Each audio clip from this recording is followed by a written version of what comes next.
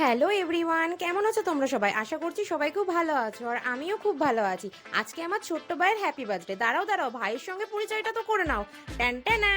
হ্যাঁ, এটা আমার ভাই।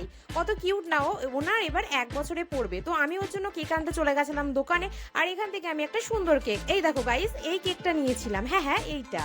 তো এটা নিয়ে আমি চলে এসেছিলাম বাড়িতে, আর বাড়িতে এসেই সঙ্গে সঙ্গে ঢুকে গেছিলাম রান্নাঘরে।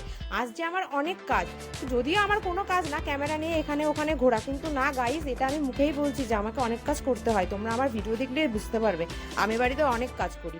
তো তারপর এখানে সব কিছু হয়ে যাওয়ার পর আমি চলে গেছিলাম ভাইয়ের কাছে। আর ভাই এখানে টুলের পর বসে নিজে একটু ভাও খাচ্ছিল যে দিদি তোকে আজকে আমি আর পাত্তাই দেবো না। হ্যাঁ, এখানে কেক কাটার সময় তো ভ্যা করে কেঁদে দিয়েছে।